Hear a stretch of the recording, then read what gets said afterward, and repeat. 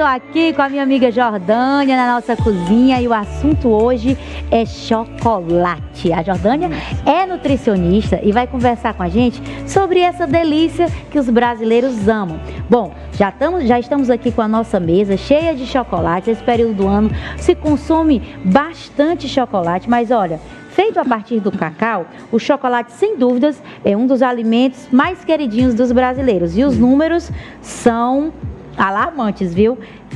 Por pessoa no país, olha isso, 3,9 quilos é o que uma pessoa come de chocolate. É muito chocolate, doutora. Muito. Bom dia, seja bem-vinda ao programa Revista. Bom dia, Nayana. Bom dia a todo mundo. É muito chocolate. O chocolate é um dos doces mais consumidos, né, dentro do nosso país. É o queridinho aí, né, dentro dos doces. E assim, a gente tem que ter muito cuidado com relação a esse consumo, né?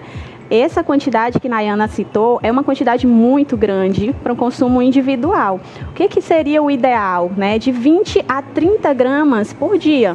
Olha, a Ellen já come por umas 5 pessoas.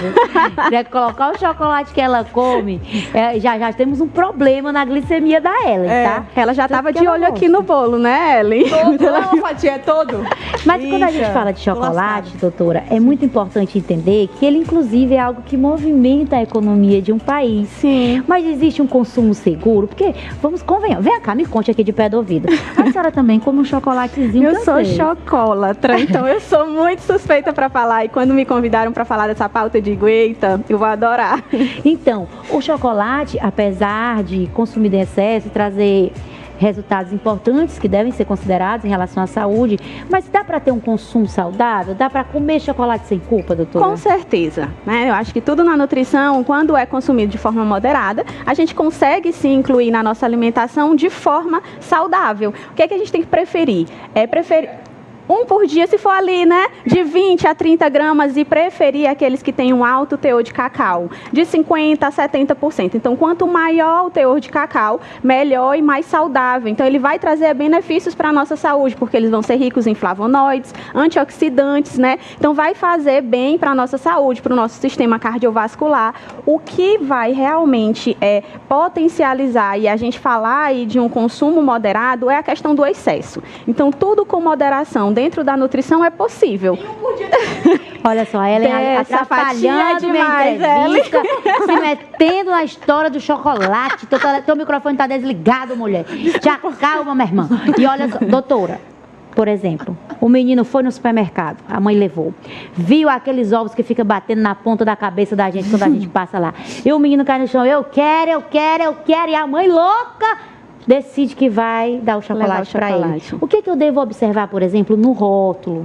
Como eu posso fazer essa escolha do supermercado de uma maneira mais consciente, para que meu filho coma o chocolatezinho dele ali, mas não tenha um prejuízo tão grande na saúde? A primeira coisa que a gente deve olhar no rótulo é o primeiro item na lista de ingredientes. Lá na lista de ingredientes tem que ter primeiro cacau e não açúcar ou qualquer outro adicionante, né, ou qualquer outro produto industrializado ali. Então, olha lá no rótulozinho, lista de ingredientes, deve ter cacau.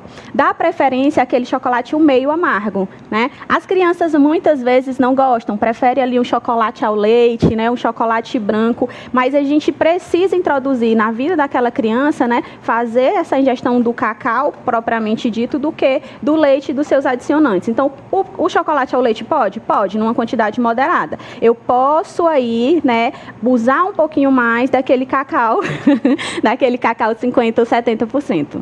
É possível combinar o chocolate com alguma outra coisa para a gente ter um equilíbrio? Isso vai ajudar no consumo, né, do cacau, do chocolate ao leite, por exemplo. Eu vou optar por um chocolate ao leite, já que o meu paladar não aceita lá um cacau 50%, 70% por ser um pouquinho mais amargo. Então, vamos escolher aquele chocolate ao leite que tem oleaginosas, né, que tem frutas secas, por exemplo, uma uva passa, porque é rico em fibra, uma castanha, uma noz, porque aquilo ali vai facilitar, vai melhorar e vai enriquecer aquele chocolate. Então é tipo assim, toda vez que eu vou na Nutri, ela me explica uma coisa. Quando você for comer o carboidrato, coma junto com a proteína.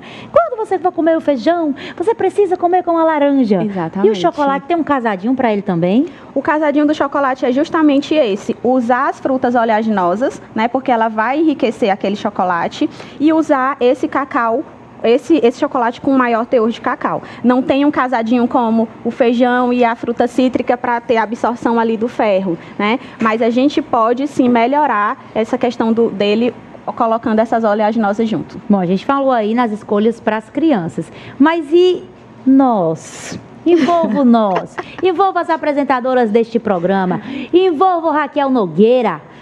A gente luta aí com a balança. E na dieta? Dá para inserir um chocolatezinho sem quebrar, sem ganhar o sobrepeso?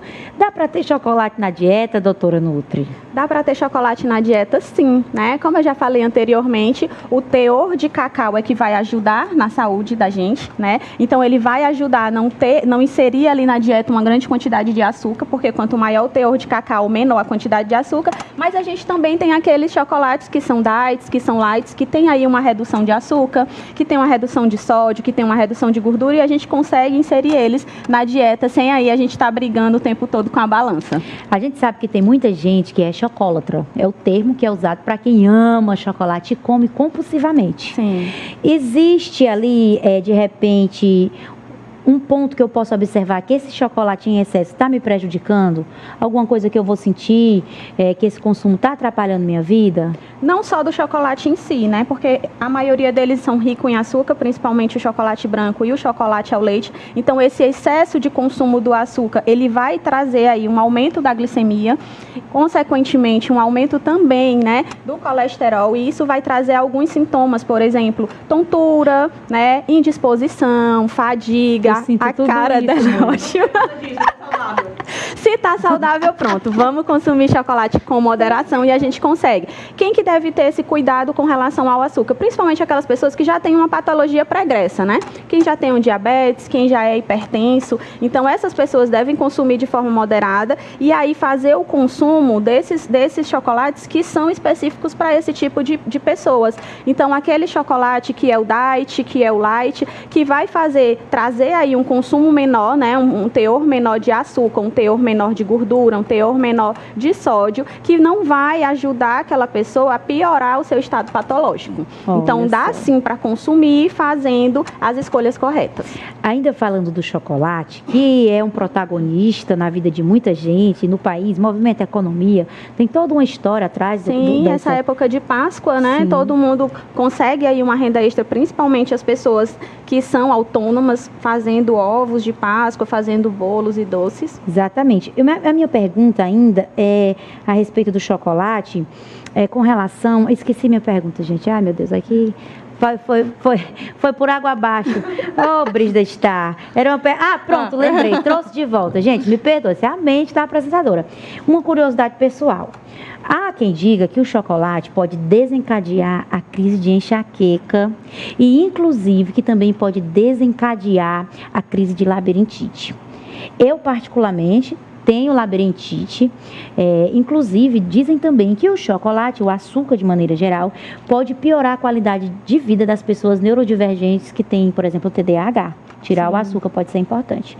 E eu gostaria que você falasse sobre isso, se realmente o chocolate pode gerar a enxaqueca, trazer a crise da enxaqueca ou a da labirintite, e o chocolate para quem tem uma mente divergente para consumir. Pronto. A questão do chocolate com relação à crise da enxaqueca é justamente pelo teor de gordura, né? Então, é por isso que a gente orienta que ele seja consumido de forma moderada e dá preferência ao alto teor de cacau.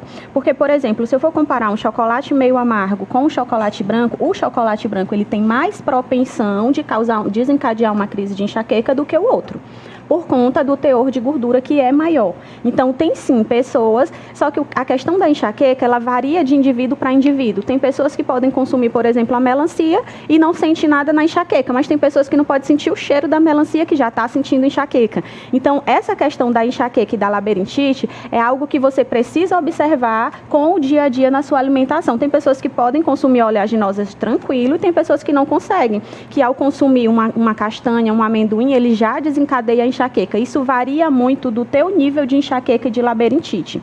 Com relação às crianças, é a mesma forma. Tem pessoas que têm TDAH e pessoas com autismo que eles precisam ter uma alimentação mais seletiva, por exemplo, com a exclusão do glúten, com a exclusão maior, né, do teor de açúcar. Eu não consigo excluir tudo. Afinal de contas, é uma criança, ele precisa ser criança, mas a patologia dele também precisa ser tratada. E quando a gente faz a exclusão, ou pelo menos a redução desses alimentos na dieta dessas pessoas, a gente consegue sim um resultado mais satisfatório. Então, a nutrição, ela também ajuda nesses casos. Olha só, o equilíbrio é tudo e o conhecimento também. A importância de você visitar sempre o nutricionista para garantir que você está tomando as melhores decisões para ter mais qualidade de vida. Muito obrigada, doutora Jordânia, pela sua presença no nosso programa. Foi um você é prazer. sempre bem-vinda aqui. Obrigado, foi um prazer. Abraços quentinhos que nós temos aqui na nossa cozinha. Obrigada, doutora. Até a próxima. Até a próxima. Mas agora vamos falar, sabe de quê? Menina, nem te conto. Você é dessas mulheres que gosta do cuidado com a sua aparência, do